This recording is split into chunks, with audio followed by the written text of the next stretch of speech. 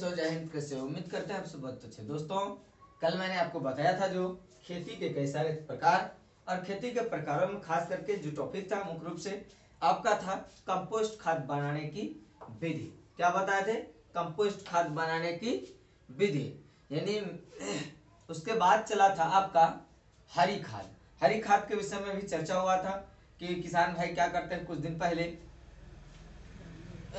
बरसीम घास, सनई, उसके बाद ढैंचा, ये सब लगा करके छोड़ देते हैं। फिर बाद में कुछ दिन जब बढ़ जाता है उसको जुताई करने के बाद मिट्टी में मिला दिया जाता है, सड़ गल के वो खाद तैयार होता है। वो क्या कहलाता है? हरी घास कहलाता है।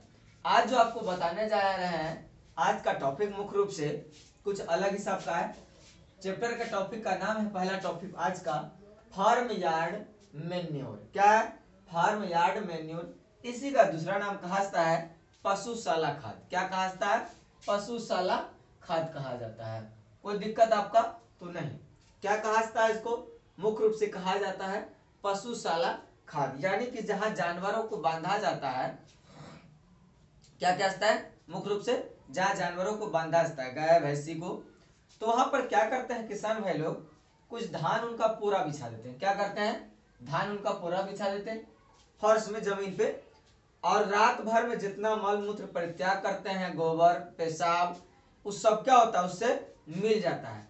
किसान क्या करते हैं, फिर वो पोरा को हटा कर गड्ढा में रख देते हैं। यह प्रक्रिया बहुत दिनों तक चलता रहता है, लगभग ठंडी के मौसम में ही ज्यादा होता है। कहा कि पशुओं के बांधने की जगह फर्श पर पपुआल इत्यादि बिछा देते हैं। सही बात है, जहां जानवर बनाता है उसको क्या किया जाता है? मुख्य रूप से पुआल धान उनका बिछा दिया जाता है।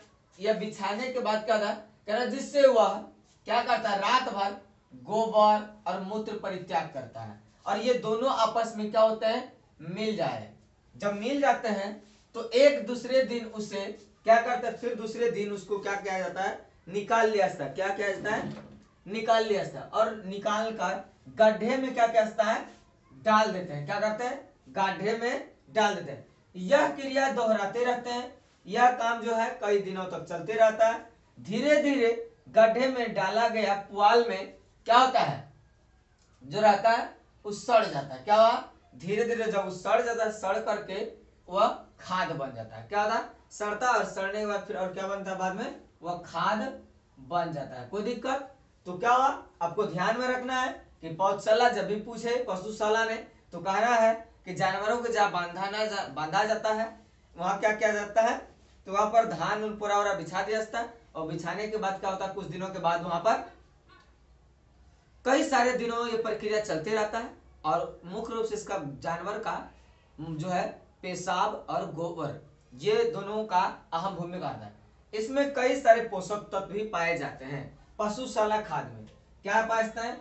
कई सारे पोषक तत्व पाए जाते हैं। सबसे पहले अगर देखा जाए तो ये है नाइट्रोजन। क्या है?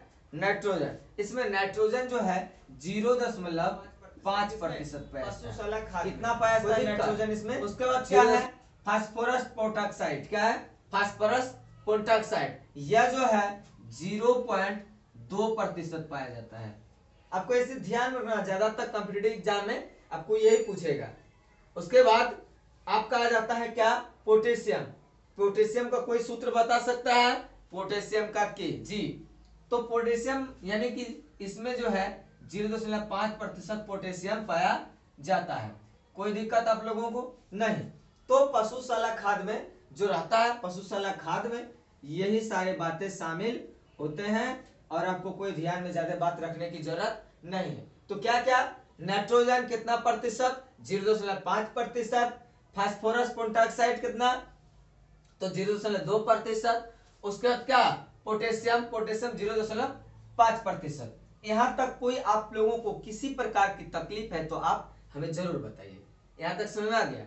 अब बात आता है, आगे बढ़ते हैं सेकेंड पॉइंट में, संश्लेषित रासायनिक उर्वरक। एक बात बताइए, जब आप पढ़े हैं संश्लेषित वस्त्र, अब संश्लेषित खाद जानना है। क्या जानना है? संश्लेषित खाद। इसको हम दूसरा भाषा में कह सकते हैं, क्या कह सकते हैं? संश्लेषित खाद। उर्वरक, उर्वरक खाद, कारण कि वे रासायनिक उर्वरक जिनका उत्पादन रासायनिक संश्लेषण की विधि द्वारा कारखानों में किया गया जाता है। यानी कि इस सब काम जो है रासायनिक क्रिया के तहत, केमिकल के तहत कहाँ किया जाता है?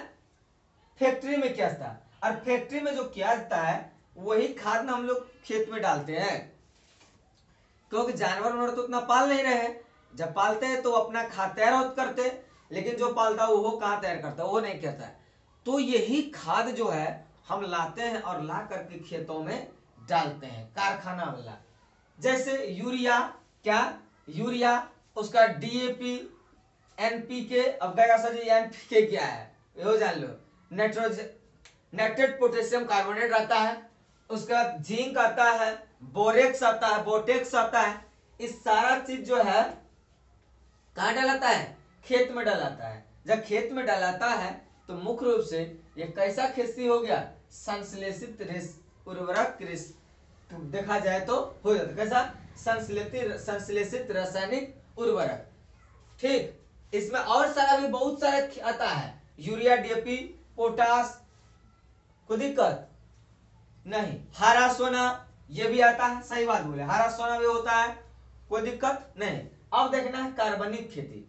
कार्बनिक खेती से मतलब कार्बन से जुड़ा हुआ, करें कि खेती की वह पद्धति, खेती की वह पद्धति जिसमें रासायनिक उर्वरक यानी खाद भी जो रासायनिक के द्वारा ही तैयार किया गया है, कीटकनाशी यानी कीड़ा मारने वाला, खरपतवार इत्यादि का न्यूनतम प्रयोग होता है।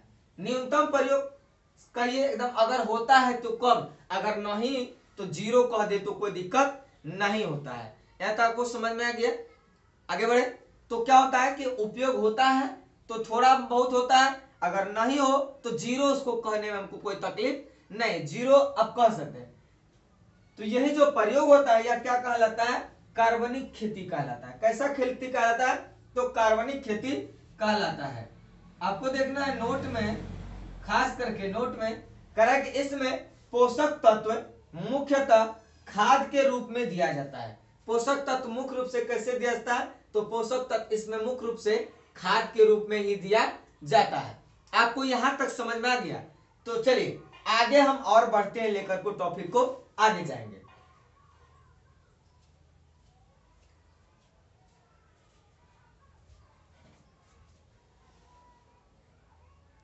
कार्बनिक विधि से क्या होता है कि कार्बनिक खेती में क्या होता है? मुख्य रूप से ये देखिए कार्बन के ही सारा तत्व उसमें निहित रहता, खास करके इसमें कहा जाता है मुख्यतः खाद के रूप में ही पोषक तत्वों का प्रयोग किया जाता है। इस पद्धति में जो है अधिकतर जैविक उर्वरक, कैसा? जैविक उर्वरक हम बताए थे। जैविक उर्वरक यानी कि जानवरों के मल मूत्र परित्याग जो होता है उनसे बने खाद, एक कंपोस्ट, दूसरा वर्मी कंपोस्ट, इसके रूप में क्या होता है? उर्वरक को प्रयोग किया जाता है, उर्वरकों का रूप में प्रयोग किया जाता है। खास करके ये जो उर्वरक होते हैं, ये उर्वरक में कहीं ना कहीं कृषि को पुनः चक्रण किया जाता है। क्या कहता है? कृषि को रिसाइकल किया जाता है, पुनः फिर से इसको क्या कहता है? दोहरी हम कह सकते हैं विधि अपनाना। जैसे नील हरित शैवाल, आपको ये भी पता है नील हरित शैवाल को क्या कहता है बायोलॉजी में? नहीं पता, जल्दी जा दीजिए। करा कि नील हरित शैवाल के संवर्धन इत्यादि से क्या किया जाए? इसको तैयार किया जाता है मुख्य रूप से, कोई दिक्कत? अब आता है आपका संश्लेषित रासायनिक उर्वरक।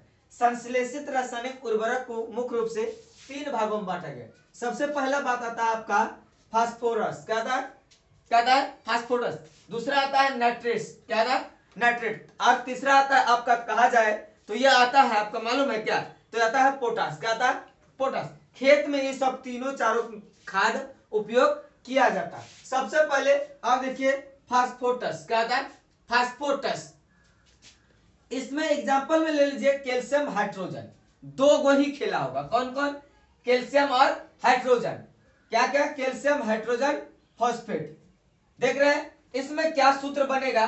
क्या क्या आता है? Calcium hydrogen phosphate. इसमें कह रहा है कि Ca बड़े इन्वर्टेड कोमा से बंद और सिंगल में करेक्ट P3PO4। उसके बाद अब फिर दूसरा जब इसको रिएक्शन किया जाए, क्योंकि रासायनिक में हो रहा तो रासायनिक चक्र में फिर क्या किया जाएगा? Ammonium phosphorus. तो अमोनियम का सूत्र क्या होता है? NH4। क्या होता है अमोनियम का? NH4। और फास्फोरस का फॉस्फेट का क्या PO4, कोई दिक्कत नहीं। इसके बाद हम चलते हैं फिर से क्या अमोनियम हाइड्रोजन फास्फोट। पहले एक तो आ गया क्या आपका, सबसे पहले आ गया कि कैल्शियम हाइड्रोजन फास्फोट, उसका अमोनियम फास्फोट टुकड़ा करके अब तीनों को मिलाएंगे तब क्या बनेगा, तब तीनों जब रिएक्शन करता है अमोनियम हाइड्रोजन और फास्फोट तब बनता है आपका सूत्र NH4 H3PO4। क्या बनता है NH4 यानी कि NH4 अमोनियम हाइड्रोजन, इसके लिए क्या आता है H3 3 हाइड्रोजन फास्फोट PO4। यहां तक क्लियर। आगे आपका आता है नाइट्रेटस। क्या आता है नाइट्रेटस, यानी कि नाइट्रेटस से क्या बनाया गया नाइट्रोजन उर्वरक। नाइट्रोजन उर्वरक में खास करके आता है यूरिया। क्या आता है यूरिया। तो यूरिया का सूत्र क्या होता है भाई, यूरिया का सूत्र सबसे पहले आपको देखना है CO। CO से क्या हो गया बताइए, नहीं पता, CO हो गया। खास करके देखा जाए अमोनियम सल्फेट के तहत जब इसको क्या क्या आता है रिएक्शन क्या आता है, तो CO से दो टाइप में इसका क्या होता है विभाजन होता है। थोड़ा बड़ा करते हैं NH2 NH2। अगर हम देखें तो इसको एक बात हम और भी कर सकते हैं, NN कॉमन ले लेंगे, HH कॉमन ले लेंगे। क्या करेंगे HH कॉमन ले लेंगे, 2 2 जा 4। बेस में क्या होता है पावर बढ़ता है कि घटता है, बेस में पावर बढ़ता है और स्क्वायर में रहता है तब यह जुड़ता है, कोई दिक्कत नहीं। तो इसका क्या आ जाएगा आ जाएगा, यहां तक कोई दिक्कत नहीं है। अब बात आता है आपका अमोनियम सल्फेट। अब कोई कहेगा कि साइंस साहब कि इतना बात तो हम लोग को पते नहीं, डायरेक्ट खाद का उपयोग करते हैं। हाँ बिल्कुल से आप उपयोग करते हैं, क्योंकि उपयोग में लाने से पहले आपको सारा मटेरियल तैयार करके दिया जाता है, तब आप उपयोग में इसको लाते हैं। तो अमोनियम सल्फेट का क्या होता है कि NH4 बेस में रहेगा आपका 2SO4, कोई दिक्कत नहीं। तो अमोनियम नाइट्रेट फिर क्या बनता है, फिर बात आ जाता है यहाँ पर नाइट्रोजन से लेकर के अमोनियम नाइट्रेट। तब अमोनियम नाइट्रेट बनेगा NH4, क्या बनेगा NH4 NO3। यहां तक कोई दिक्कत नहीं। अब पोटास का देखिए, एक क्या फास्फोरस, दूसरा क्या बताया नाइट्रेटस। ये तो पूरा फॉर्म आप देख ही चुके हैं। अब तीसरा टॉपिक में आपका आता है, इसी का पार्ट में तीसरा पार्ट आता है आपका पोटास। हम लोग खेत में पोटास भी डालते हैं दोस्तों, क्या डालते हैं पोटास भी।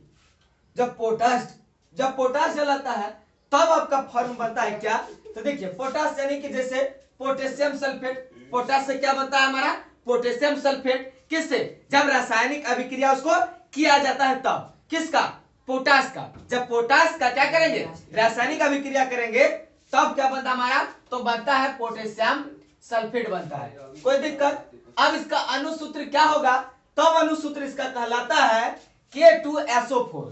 क्या बनता है K2SO4। K4 क्या होता है आपको नहीं पता है, पता कीजिए। आपको कम से कम कहा जाए तो पेरियोडिक टेबल कम से कम 90 तक रखना पड़ेगा, हाइड्रोजन लिथियम बेरिलियम, तब जाकर के पता चलेगा कि आखिर ये सूत्र लिखा क्या रहा है। नहीं तो आपको कोई पल्ला पड़ने वाला नहीं है। क्या सर जी बायोलॉजी में केमिस्ट्री कहां से घुसेड़ रहे हैं, बिल्कुल सही बात है, केमिस्ट्री में बायोलॉजी तो आएगा ही। और क्या बायोलॉजी में केमिस्ट्री नहीं आएगा, खेती कीजिएगा सूत्र नहीं बनेगा, कैसे रिएक्शन कीजिए, कैसे दवाई छिड़को कीजिए, इस सब कुछ होता है। तब अब एक सूत्र और बनता है आपका पोटेशियम नाइट्रेट। क्या बनता है पोटेशियम नाइट्रेट KNO3। क्या बनता है KNO3। और उसके बाद बनता है पोटेशियम क्लोराइड।